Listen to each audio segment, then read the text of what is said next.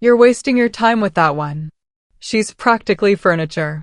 Those were the exact words Victoria Ashworth said about me at her charity gala, gesturing dismissively in my direction as I knelt in the corner, replanting her imported orchids. The room full of Charlotte's elite laughed, crystal champagne flutes clinking, designer dresses rustling, while I remained perfectly still, my weathered hands deep in the soil. My name is Margaret Chen. I'm 73 years old. For 40 years, I've been the invisible gardener for the wealthiest families in Riverside. I've pruned their roses, planted their spring bulbs, and listened. Always listening. What they don't know, what they could never imagine, is that tomorrow morning, I'm going to destroy every single one of them. Not with violence. Not with scandal. With the truth they whispered in front of me for 4 decades, thinking I was too simple to understand. I wasn't always a gardener. Once, I was Dr. Margaret Chen, a brilliant economist with a Stanford PhD, a corner office at Morrison Financial Consulting, and a daughter I loved more than my own breath. Her name was Lily. 22 years old, graduating summa cum laude, with her whole brilliant future ahead of her. She had inherited my analytical mind, but possessed something I'd never had, a lightness, a joy that made everyone around her smile. She could recite economic theory and Shakespeare with equal passion. She volunteered at homeless shelters while studying for her GRE. She was everything good in this world. Until David Ashworth took it all away. David Ashworth, golden boy, heir to the Ashworth banking empire, untouchable by law or consequence.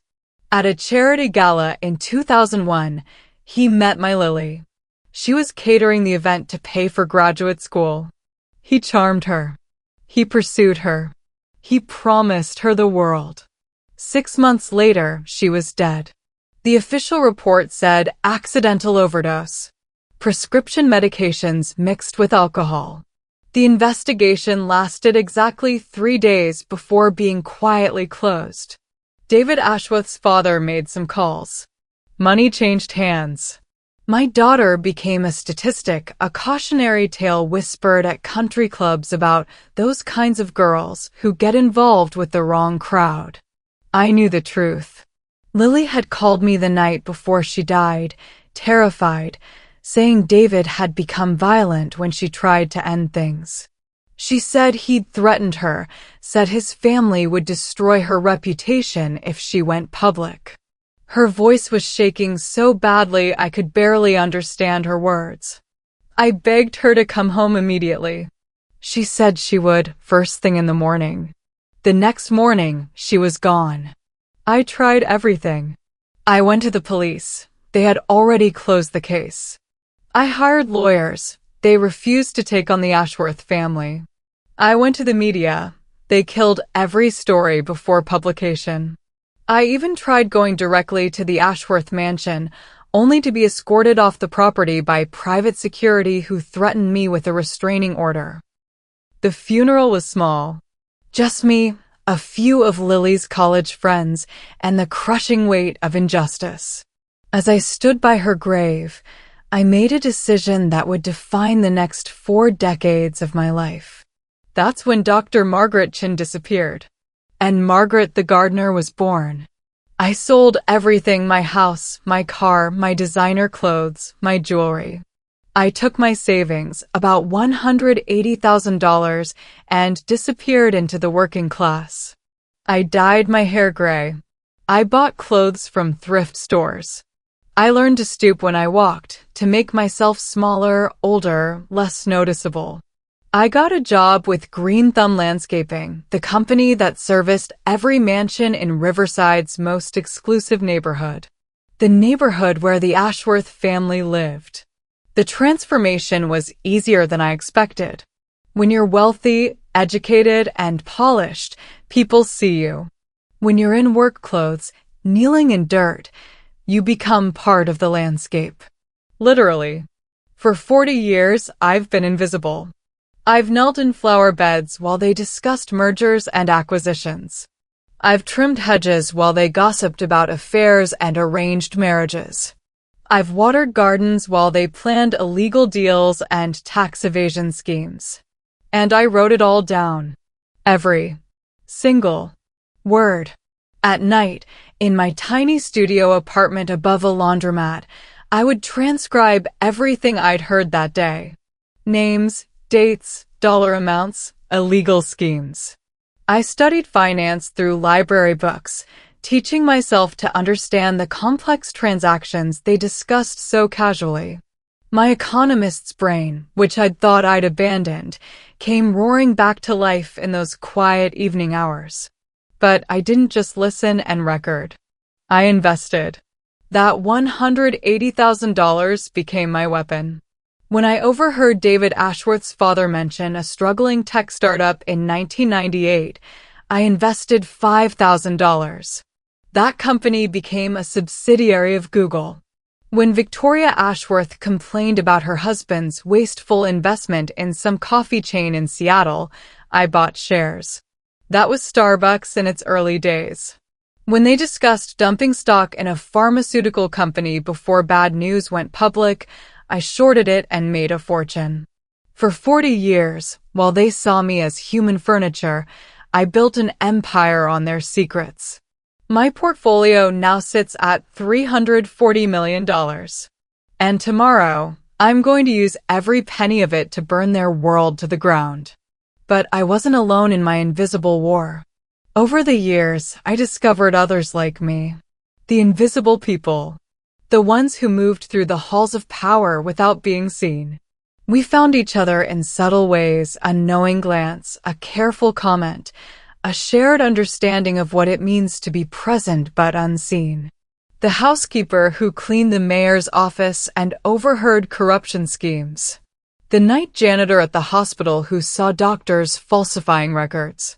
The elderly librarian who noticed suspicious research requests from pharmaceutical executives. The parking garage attendant who observed whose cars were parked together at odd hours, revealing affairs and conspiracies. We started meeting monthly at a diner nobody from the elite neighborhoods would ever visit, a greasy spoon called Danny's on the edge of town, where the coffee was terrible but the privacy was absolute. We called ourselves the Cipher, invisible people who held the power to decrypt the hidden corruption of the wealthy. There was Robert, 68, who'd been a night security guard at Sterling Corporation for 30 years. His son died at 34 because the company knowingly sold defective medical equipment, then buried the evidence and silenced witnesses.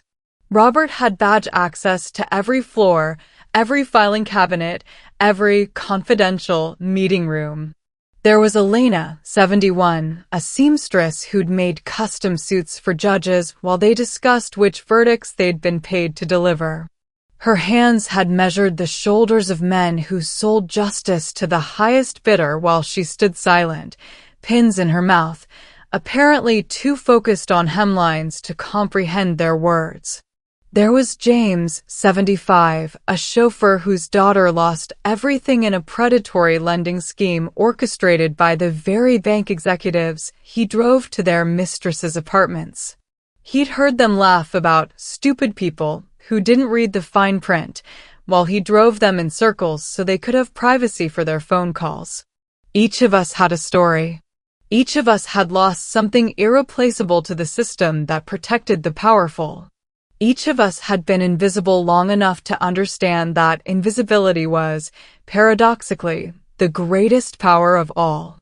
And each of us had spent decades carefully, meticulously, invisibly collecting evidence.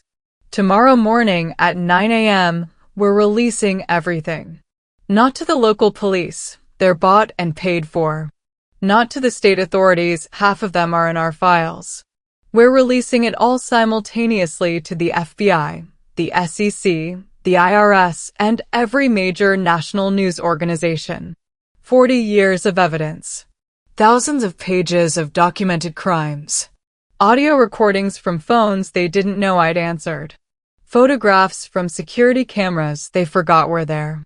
Email printouts from trash bins they thought were emptied. Video footage from nanny cams that recorded more than childcare. The Ashworth banking empire will fall first. Tax evasion, money laundering, bribery of federal officials. David Ashworth himself, now 54 years old, married with 3 daughters, pillar of the community, will face charges related to 3 suspicious deaths, including my Lily's. But he's just the beginning. Last week, something unexpected happened that changed everything. Victoria Ashworth came to me while I was planting her spring tulips in the garden bed beside her pool house. She looked different, tired, older, her perfectly maintained facade cracking at the edges. The Botox couldn't hide the fear in her eyes. "Margaret," she said, using my name for the first time in 20 years. "I need to talk to you about something." She sat on the stone bench beside me, not caring that her expensive white pants would get dirty. That alone told me something was profoundly wrong. "My daughter, Caroline," she began, her voice trembling. "She's gotten involved with a man. An older man from a powerful family. She called me last night, terrified. She wants to leave him, but he's threatened her. He said his family will destroy her if she tries." The words hit me like ice water. History repeating itself exactly. "I don't know what to do," Victoria continued, her perfectly manicured hands shaking. "I've called the police, but they say they can't do anything without evidence. I've talked to lawyers, but they're all afraid of this family." And I realized her voice broke. This must be what it feels like to be powerless. This must be what you felt when you lost your daughter. I stopped planting and looked at her for the first time in 40 years as an equal. She'd never known about Lily. The gardener had no history, no story, no dead daughter. "Who is he?" I asked. "Marcus Pemberton. His father owns Pemberton Industries," I finished. "I know them. I knew them very well. Marcus Pemberton was in my files. So was his father. So were their crimes, a pattern of exploitation, threats, and cover-ups that stretched back 3 decades. Victoria grabbed my hand, her perfectly manicured fingers gripping my soil-stained ones. "Please, if you know anything, if you've ever overheard anything about this family. I know you've been invisible to me all these years. I know I've treated you terribly. But you're a mother. You understand. Please." In that moment, I faced a choice that would define whether the last 40 years had turned me into the very thing I'd been fighting against, someone who valued revenge over humanity. I could tell her the truth, that I had been documenting these families for 40 years. That tomorrow I was releasing evidence that would destroy not just the Pembertons, but also her own family. That her husband would go to prison. That David, her son, would finally face justice for what he did to my Lily. I could save Caroline Ashworth from becoming another Lily Chen. But doing so would mean warning the Ashworths about what was coming. It would give them time to prepare, to hide assets, to flee, to destroy evidence. 40 years of work, possibly undone. For the daughter of the family that destroyed mine. I stood up slowly, my old knees protesting, and made a decision that surprised even me. "Mrs. Ashworth," I said carefully, "there are some things you need to know about me." Over the next hour, sitting in her immaculate garden surrounded by the flowers I'd planted, I told her everything. About Dr. Margaret Chin. About Lily. About 40 years of listening, recording, investing. About the cipher. About tomorrow's release. Victoria's face went through a dozen emotions: shock, disbelief, horror, understanding, and, finally, a grief so profound it seemed to age her 10 years in moments. "My son," she whispered. "David killed your daughter." "Yes." "And tomorrow, you're going to destroy us all." "Yes." She was quiet for a long moment, tears streaming down her face, ruining her makeup. Then she did something I never expected. She stood up, walked to her house, and returned with her laptop and phone. "These are all my husband's financial records," she said, opening files with shaking fingers. "Everything he's tried to hide from the IRS. Offshore accounts, shell companies, bribed officials." She pulled up her text messages. These are messages between David and Marcus Pemberton. They've been working together on some kind of scheme targeting young women. Caroline isn't the first. She won't be the last unless someone stops them. She handed me everything. "I've been a coward for 23 years, Victoria said, her voice steady now with terrible clarity. "When my son came home that night, his clothes disheveled, his hands shaking, telling his father there had been an incident with some girl I knew. God help me, I knew. And I did nothing. I let my husband make it go away. I let my son walk free while your daughter was buried and you grieved alone." She gripped my hands again, her tears falling onto our joined fingers. "You can't save my family. We don't deserve to be saved. But please save Caroline. Save Marcus Pemberton's other victims. And add everything I just gave you to your files. Make sure they can never hurt anyone else." That was 6 days ago. The information Victoria gave me was explosive. It didn't just implicate the Ashworths and Pembertons, it connected them to a network of powerful families who had been systematically exploiting and silencing young women for decades. With her testimony, we could ensure no one escaped. But here's what I haven't told you yet. The real twist that no one saw coming. Including me. Yesterday, while finalizing our documentation for release, Robert, our former security guard, made a discovery in the Sterling Corporation archives. There was a sealed envelope in an old filing cabinet marked with my daughter's name. Lily Chin. Evidence. Do not destroy. Inside was a letter.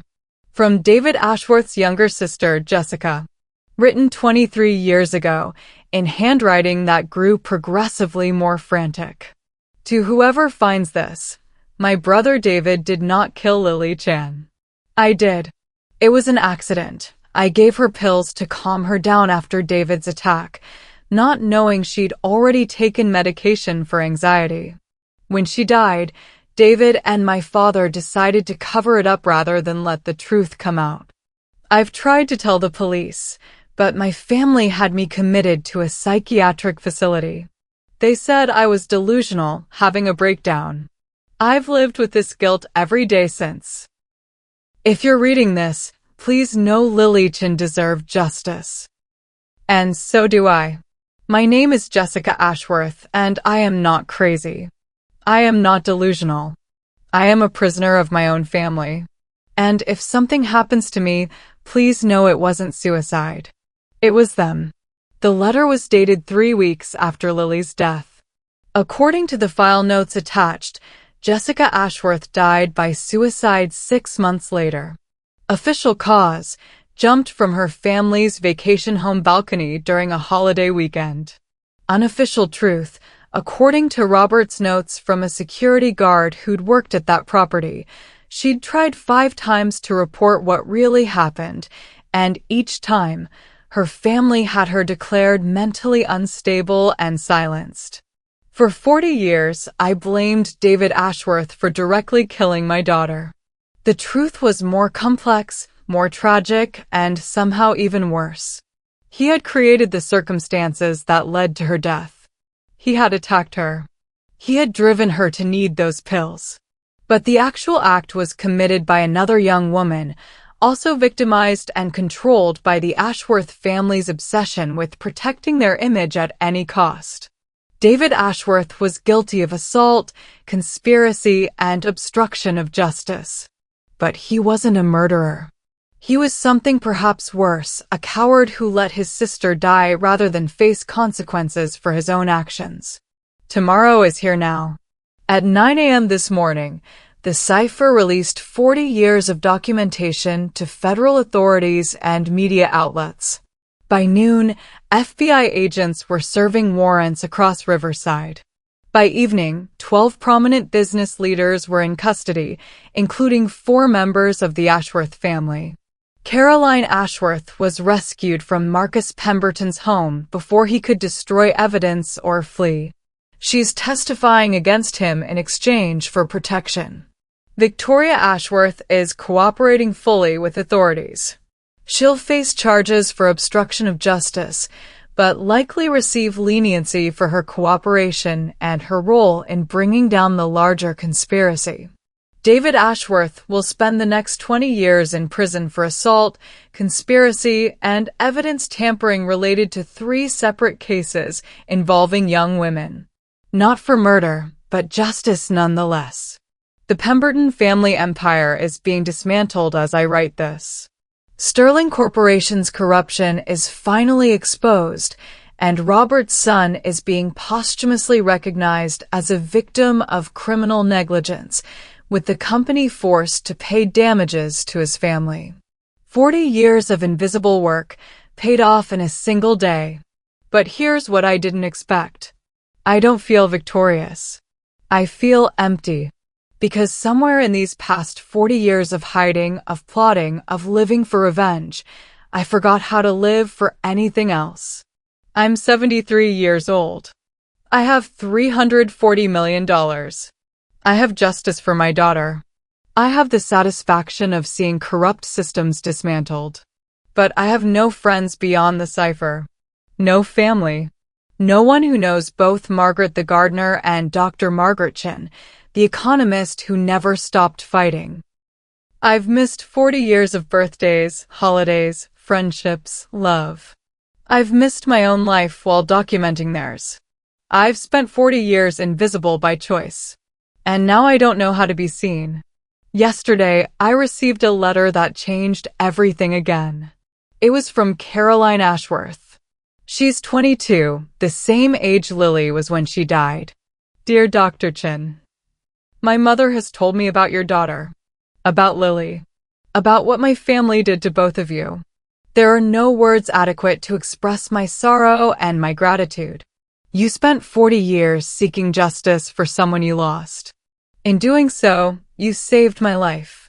I'm alive today because you never gave up, even when being invisible must have felt like dying every day. I'm going to law school. I want to fight for people who are made invisible by powerful families. I want to be the lawyer you needed when you lost Lily. I know I can never repay what you've given me, but I can honor it by making sure other daughters get justice faster than 40 years. Would you consider mentoring me? I understand if you can't. I understand if our family name alone makes this impossible. But I had to ask. With deepest respect and gratitude, Caroline. I've read this letter 50 times in the past 2 days. The questions that remain. Here's what I'm wrestling with. Is vengeance the same as justice? Is 40 years of hiding the same as 40 years of fighting? When you spend so long being invisible, does becoming visible again feel like betrayal of the identity that kept you alive? And the biggest question, the one that keeps me up at night. If I had known the full truth from the beginning, that Lily's death was a tragic accident compounded by a family's evil choices rather than a premeditated murder, would I have spent 40 years the same way? Or would I have chosen to live? Today, I'm making a different choice. I'm taking $300 million of my fortune and creating the Lily Chin Foundation for Invisible Workers. We'll provide legal representation, financial support, and protection for service workers who witness crimes committed by the wealthy. We'll give them the tools to speak up without spending 40 years hiding. I'm using $20 million to fund Caroline Ashworth's legal education and career, with one condition: she has to promise to never stop fighting for the invisible. And I'm keeping $20 million for myself, to finally learn how to live openly. To travel, to make friends, to be Dr. Margaret Chin again, in public, without shame or disguise. The cipher is disbanding. We've done our work. Now we're teaching ourselves to be visible. Robert is reconnecting with grandchildren who only knew him as the night shift grandpa. Elena is writing her memoirs about the powerful men whose measurements she took and secrets she kept. James is volunteering at a legal aid clinic, helping people fight predatory lending. And me? I'm learning that visibility is terrifying, but it's also finally life. Here's what I want you to understand. I am not a hero. For 40 years, I chose revenge over healing. I chose surveillance over connection. I chose justice for the dead over life for the living. I got my vengeance. It was righteous. It was deserved. It changed everything. But it didn't bring Lily back. And it didn't give me back the 40 years I spent becoming someone I barely recognize. If you're reading this story and thinking I was noble or brave, I wasn't. I was traumatized and obsessed. The difference mattered to no one but me, but it matters deeply. The real heroes were the Victoria Ashworths who found courage to betray their own families for truth. The Caroline Ashworths who survived and chose to transform their trauma into purpose. The members of the Cipher who could have used their information for blackmail and wealth but chose justice instead. Me? I was just a mother who couldn't let go. And maybe that's okay too. Maybe sometimes the world needs people who won't let go, who remember when everyone else forgets, who remain invisible until the perfect moment to be seen. But if I could go back and talk to the younger Dr. Margaret Chin, holding her daughter's funeral program, deciding to disappear into invisibility, I would tell her this. Justice delayed for 40 years is still justice. But life delayed for 40 years is just loss. Find another way. Find a way to fight without disappearing.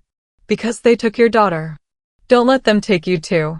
So I ask you, reading this story from wherever you are, who in your life is invisible to you? The person who cleans your office? The driver who takes your children to school? The elderly neighbor who always seems to be gardening? What stories are they carrying? What brilliance are you missing? What power do they hold that you cannot see?